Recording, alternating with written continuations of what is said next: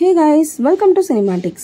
Mohanlal and Shobana actingல K.R. Sunil writing and Tarun Murthy directionல உருவான தொடரும் movie review தாங்க இன்னைக்கு பார்க்க போறோம்.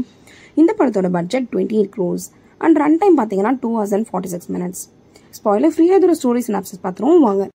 மோகன்லால் அவர் வைஃப் ஷோபனா அவருக்கு ஒரு பையன் பொண்ணுன்னு ஹாப்பியா அவர் லைஃபை வாழ்ந்துட்டு இருக்காரு.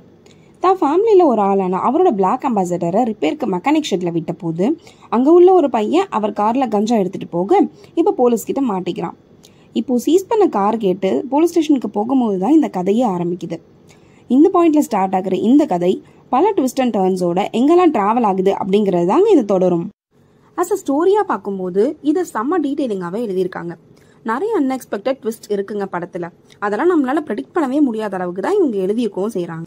மேக்கிங்லயுமே அதை சூப்பரா எக்ஸிக்யூட் பண்ணியிருக்காங்க. ஓப்பனிங்ல மோகன்லால் அவங்க ஃபேமிலியோட பாண்டிங் அவரோட பாஸ்ட்னு ரொம்ப கேஷுவலாவே படத்தை கொண்டு போறாங்க.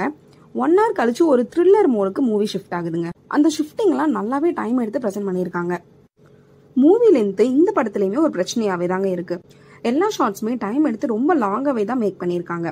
அதனாலயே நிறைய இடங்கள்ல லேக் ஃபீல் ஆகுதாங்க செய்யுது. மேபி அப்பதான் எமோஷனல் கனெக்ட் வரும் அப்படின்றதுக்காக இப்படி பண்ணாங்களா என்னன்னு தெரியல. எமோஷனலாவும் நிறைய இடங்கள்ல ஒர்க் ஆச்சு. மோகன்லால் அண்ட் வில்லன் 2 பேரோட கேரக்டர் ஆர்க்குமே செமையா எழுதியிருந்தாங்க.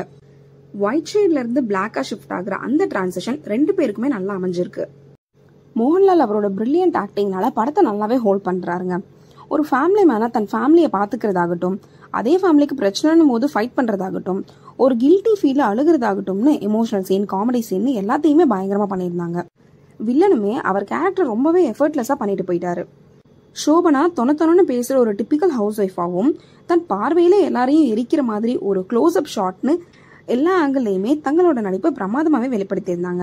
ஜேக்ஸ் பிஜாய் மியூசிக்ல சாங்ஸ் எல்லாம் பெருசா இம்ப்ரெஸ் பண்ணலனாலும் பிஜிஎம்ஸ் எல்லாம் பயங்கர த்ரில்லிங் மூட்லயே கொடுத்திருந்தாரு. அதுவும் செகண்ட் ஆஃப் ஸ்டார்டிங்ல சின்ன ஹாரர் போர்ஷன் மாதிரி ஒன்னு ட்ரை பண்ணிருப்பாங்க.